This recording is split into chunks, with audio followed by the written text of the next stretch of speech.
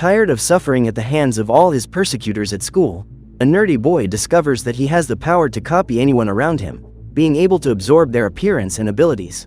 Today we're going to recap the story of the series, Me, from 2024. Seeing Jason picking on one of his classmates, Ben decides to pay him back and knocks the delinquent to the ground.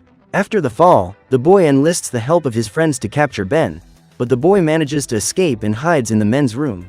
Knowing that his target is hiding inside one of those cabins, Jason decides to open them one by one until he finds him. But instead, he runs into Leonard and is confused to realize that Ben has simply disappeared. A month earlier, Ben was enrolled at the Eric Nutzel School, as he had recently moved to the city with his mother, and the first person to approach him was Kenny. Due to his shyness and introverted personality, Ben has always had a hard time making friends, and it wasn't long before he became a target for Jason. In recent years, Liz, Ben's mother, began a relationship with Max's father and, after the wedding, the four of them became a family. But one morning, when he goes downstairs to have coffee, Ben realizes that his mother doesn't recognize him and tries to figure out what's going on. When he looks in the mirror, he realizes that he looks like Kenny and panics. At that moment, the boy runs away from home and starts running down the street until he gets to school. When he meets Max, Ben tries to explain what's going on, but the girl doesn't believe him until she sees Kenny walking down the corridors. Suddenly, the school bell starts ringing and the girl asks her brother to stay hidden until the end of the class so that no one notices that there are two Kennys walking around the school. Frightened by her son's disappearance, Liz decides to go to the school to talk to Max, but the young woman says she doesn't know where Ben is. Worried, Phil decides to call the police to help look for the boy, and Ben panics when he realizes he can't go home. With nowhere to go, he decides to take a walk in the park to think about what to do, and, when he gets there, he meets Carter. Curiously, the young woman knows his true identity and helps Ben understand his mutant abilities. According to Carter, this will happen again, but once the boy is able to control his powers, everything will be fine. After saying this, the girl disappears and Ben ends up taking a nap in the park. Hours later, he wakes up in the middle of a storm and realizes that his body has returned to normal. So the boy starts running through the streets and ends up being found by Detective Darren, who takes him back home. With Max's help, Ben finds a good excuse to explain his disappearance and goes to his room after dinner. When Detective Darren gets home, he sees a picture frame with his daughter's photo on it and his eyes fill with tears, because he can't go a single day without missing Carter. Over the next few weeks, Ben enlists Max's help to try to transform again, but no matter what he does, his powers don't activate. So, after numerous unsuccessful attempts, the boy decides to give up and begins to learn how to deal with the frustration of being a normal boy again. One morning, just as Liz was about to take the children to school, Darren turns up and asks permission to talk to Ben in private. The detective then shows the boy a photo and asks if he's ever seen that symbol before, but Ben says no. That evening, over dinner, Phil and Liz ask what Ben and Darren talked about, but the boy says it was nothing important. He then discovers that Carter is the daughter of the detective, who raised her alone after his wife perished. To make sure Jason left her half-brother alone, Max decided to make a deal with him and lent him her favorite headphones as payment. During the break, Ben asks Max about Carter and discovers that the young woman was never seen again after being sent to boarding school. At this point, Ben reveals that he saw her in the park a few days ago, and Max is surprised by the news. At the end of class, on their way home, they spot Jason choosing a new target. When he sees Owen being attacked by the bully, Ben is furious and decides to intervene. However, his plans are interrupted when Max realizes that her brother's appearance has changed and he now looks identical to Owen. Suddenly, the young woman receives a message from her mother saying that she needs to find her, so Ben decides to run to the park again in the hope of meeting Carter again. However, when he gets there, the boy is surprised by Darren's presence and discovers that the detective hasn't seen his daughter for some time. According to Darren, 2 years ago there was a big storm in the city and he was out trying to rescue the survivors when he saw Carter running towards the hurricane. Soon afterwards, the storm dispersed and the young woman had to leave, because according to her, her life was in danger. So Darren had to let her go so that Carter would be safe, and he hasn't seen her since. After hearing this story, Ben realizes that he is returning to his original form and walks quickly back home. That evening, while Liz takes Max to a store to choose a dress for the school's spring dance, Ben is at home cooking dinner with Phil. Suddenly, during the conversation, the boy realizes that his voice has changed and is identical to that of his stepfather. Luckily, Liz and Max arrive home just in time and the boy runs to his room. After calming down, Ben manages to regain his normal voice and Phil asks him to bring Max dinner. Instead of buying the dress, the girl went home upset because she felt that Liz was trying to replace her mother. Because of this, she decides to have dinner alone in her room and tells Ben that, although her mother isn't as present as she should be, she doesn't want a replacement. In the morning, when he arrives at school, Ben walks with Owen to his locker, because Jason always leaves rotten eggs for the boy inside. This time, however, the boy is surprised to discover that the rotten eggs are in his locker. Believing that Ben was responsible for making the switch, the boy decides to attack him, but Max shows up to defend her brother and throws the rotten eggs on Jason's clothes. At this point, she ends up being caught by one of the teachers and is scolded by the principal, who says he will call her father that evening. To prevent the girl from getting into trouble, during dinner Ben waits for the call and answers his cell phone. He then changes his voice to match Phil's and talks to the director. The next morning, Ben receives a visit from Carter and is scolded for wasting his skills on frivolous things. When he sees her, the boy asks why Carter is running away and she reveals that the storm that almost destroyed the whole city was caused by a mutant. The truth is that the storm was caused by the girl's fault, because Yates Skirk was trying to capture her in order to steal her powers. Before he can have his other questions answered, Ben needs to prove that he can be trusted. Until then, Carter says he will continue to use her invisibility to watch him. When the weekend arrives, Max goes to her mother's house, so Phil decides to take Liz and Ben out for lunch. Arriving at the food court, the family meet Jason and his mother, who invite them to sit with them, as the two boys are classmates. What Phil and Liz don't realize is that this is the bully who used to persecute their son at school, and Ben is impressed by Jason's ability to pretend to be a good boy when he's around adults. The next day, Max and Ben see Jason knocking over Owen's lunch and try to record the scene, but end up being late for their cell phones. When he sees the boy running to the changing room, Ben decides to go after him and tries to calm him down, but just then the boy realizes that he is starting to change and leaves. Minutes later, he goes to meet Max and the girl is surprised to discover that her brother has turned into the person he hates the most. At this point, Ben has the bright idea of acting like Jason and asks Max to help him record some scenes. That way, he'll be able to show his mother who the boy really is. However, Max doesn't agree with this idea and says that tormenting other children is a bad way to use the powers. That afternoon, while walking through the corridors, Ben is surprised by the arrival of Owen, who decides to take revenge for all the attacks he has suffered. After being punched, Ben collapses and wakes up in hospital, where he is being treated by his mother. To his surprise, Liz reveals that ever since she saw Jason, she suspected him of being the bully who broke her son's camera and claims that he never cheated on her. Suddenly, Ben realizes that his arm is starting to return to normal and runs away so that his mother doesn't see the transformation. When he gets home, the boy finds his sister and Max shows him a video that is circulating on the internet about the storm that happened 2 years ago. After enlarging the image, the girl discovered that there was someone else inside the hurricane and Ben began to wonder who that woman was. So, the next morning, the pair decide to investigate and both walk together to the place where the video was recorded. However, the investigation is interrupted when Max receives a message from her mother and decides to meet her at the bookstore. That day, the young woman is turning 13, so Julia says she's looking forward to celebrating at her favorite restaurant and claims that Ben and her mother aren't invited. However, in the evening, when Max leaves the house to go meet her parents, Ben waits for his mother to get home from work and invites her to the same restaurant that Julia has booked for dinner. Unaware that this is the place where Max will be celebrating her birthday, Liz takes her son to the restaurant and, minutes later, the birthday girl appears. At this point, Ben realizes that his plan has worked and the five of them sit down to dinner together.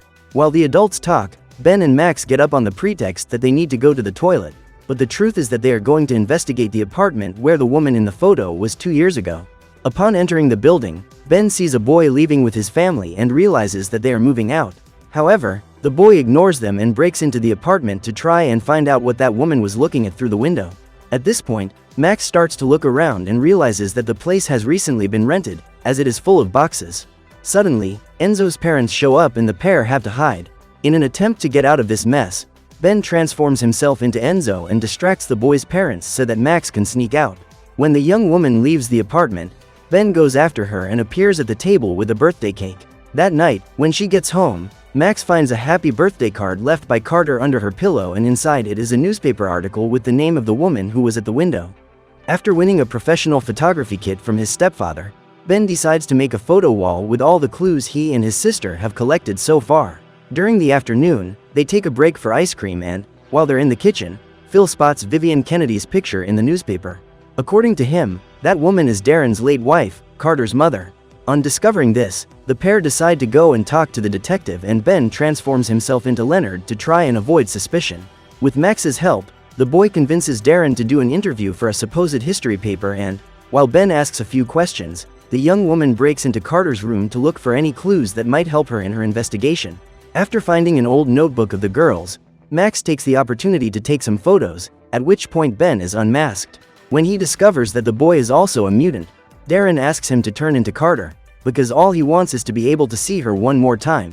Minutes later, while the two siblings are cycling back home, they realize that they are being followed by a biker, and Max begins to suspect the guy. Even so, the pair decide to go to Morgan's house and convince her to let them in. When she discovers that Ben also has superpowers, the woman shows that she has the ability to fly and reveals what really caused the storm. That night, Yates arrived in town with a great thirst for revenge, having been Vivian Kennedy's pupil. However, he was always very arrogant and refused to learn, so the woman dismissed him and the boy was outraged. What nobody imagined was that Yates would go after Carter. To defend the daughter of their late coach, Morgan and a group of students teamed up to defeat Yates, but he was stronger than ever and threw all his opponents into the eye of the hurricane. Seeing Morgan attacked, Carter unleashed a blast of power so strong that it was able to stop the storm and neutralize Yates' powers. After telling this story, Morgan asks the two siblings to leave and return to their lives as normal teenagers, because when Ben is ready, she will contact them again. Before leaving, Max shows her the photo Carter left under her pillow on her birthday, and, as the children leave, Morgan asks why the girl did it. However, Carter replies to her message saying that she wasn't the one who gave the girl that old newspaper flyer. Hours later, that night, Morgan receives an unexpected visit, as Yates goes to meet her in order to finish what he started. The next day, after class, Ben and Max return to their photo studio and suddenly Phil appears. When he sees Vivian's photo on the wall, the man realizes that something is wrong and goes away frightened. In the morning, when he arrives at school, Ben sees his sister being humiliated by one of the popular girls and advises her to stand up for herself the next time something like this happens. However, Max prefers to keep the peace, so Ben decides to do the job for her. After transforming into his sister, he goes to Danielle and gets his revenge. Just then, Julia shows up to pick up her daughter from school, as she has arranged to take her to buy a new dress for the spring dance. Unable to escape the situation, Ben decides to accompany the woman to the store and, on the way, contacts Max to tell her what has happened. Minutes later, the girl arrives at the store and enters the fitting room where Ben is hiding. Furious, Max says that she doesn't need the boy's help to defend her and that he shouldn't use his powers to do whatever he wants with people. After a brief argument, Ben leaves and comes home a few minutes later. When he realizes how upset Max was by his attitude, he realizes he made a bad mistake and tries to think of a way to make things right. That afternoon, once again, the boy goes to the park to look for Carter and discovers that the girl is in trouble. After stealing Morgan's powers, Yates impersonated her to get close to Wyatt, and the boy also ended up losing his abilities. So Carter asks Ben to meet her at the mall the next day. Meanwhile, he tries to patch things up with his sister, but Max isn't willing to listen to what he has to say. The next morning, as agreed, Carter meets Ben at the mall so that he can train his powers, and they both end up meeting a very suspicious young man. Looking at the guy's wrist, Carter realizes that he is wearing the bracelets that belong to her friends and immediately runs away, but ends up being cornered. Worried, Ben goes after her and is about to be attacked by Alistair Morris when Carter appears and uses her powers to make him invisible. Thanks to her, the boy manages to escape and, after leaving him in a safe place, the young woman leaves. After investigating the mall's security cameras, Darren discovers that Ben was involved in the incident and decides to go and talk to him. The detective tells him that Ben is in danger and says he wants to help him, but the boy refuses and assures him that there is nothing Darren can do to protect him. That afternoon, Ben meets Carter in the park and accompanies her to a warehouse where Morgan is hiding. The woman says that after the two siblings left her house, Yates showed up and stole her powers. The delinquent studied together with Rhonda and Wyatt, but was never one to follow the rules. When he found out that he wouldn't graduate because of his rebellious behavior, Yates decided to take action and eliminated Vivian. He then went after Carter so that he could steal her powers, because Vivian had given the girl a power that was greater than that of all mutants combined. The group believed that on the night of the storm, Yates had lost his powers, but they were wrong. Now, the man is stronger than ever and plans to steal the powers of all the other mutants. After discovering the truth, Ben leaves because he knows he's not strong enough to stop Yates.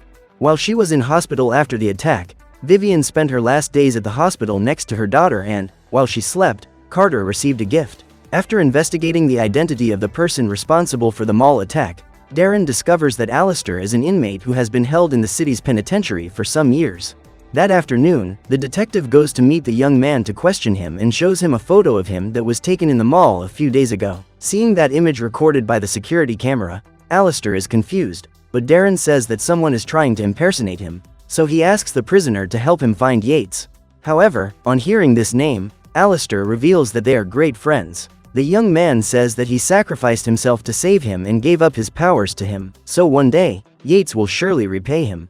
After his brief visit to the penitentiary, Darren decides to go and meet Morgan and gives her Alistair's complete file, as Yates is using his identity to hide. That morning, while walking to school, Ben is once again surprised by Carter's arrival, and the young woman tells him that, apart from him, Yates is the only shapeshifter she has ever met. Because of this, the young woman came to believe that Ben's powers would be useful in defeating her enemy, as the boy could pretend to be Carter in order to lure him into a trap. Upon hearing this, Ben realizes that the young woman intends to use him as bait and becomes even more upset with her. So Morgan decides to ask Max for help and asks the girl to try to convince her brother to help her. Otherwise, both Carter and her friends will be eliminated. That afternoon, Max decides to go and talk to Ben and manages to convince him to listen to Morgan's plans. When she arrives at the warehouse, the woman reveals that, thanks to the file provided by Detective Darren, she knows where Yates is hiding. So the plan consists of breaking into the young man's house and using Ben's abilities to distract him while the real Carter captures the villain and neutralizes his powers, because as well as invisibility, she also possesses the power she inherited from her mother. If the plan works, Morgan and the other mutants will be able to get their abilities back and Yates will never be able to threaten them again.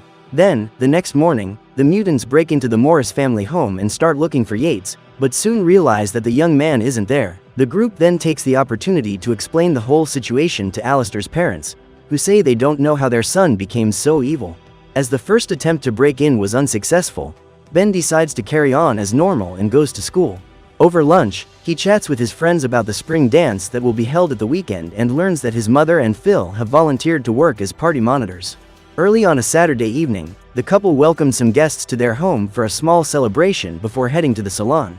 While the guests are enjoying themselves, Ben decides to go to his photography studio to send a message to Max, as he suspects that Yates is infiltrating the party. Just then, Phil appears and begins to confront him.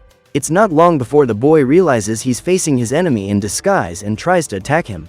However, Yates manages to immobilize the boy and Ben faints.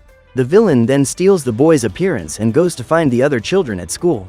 When he wakes up and realizes that he is alone in the house, Ben rushes to the party room, knowing that his family is in danger.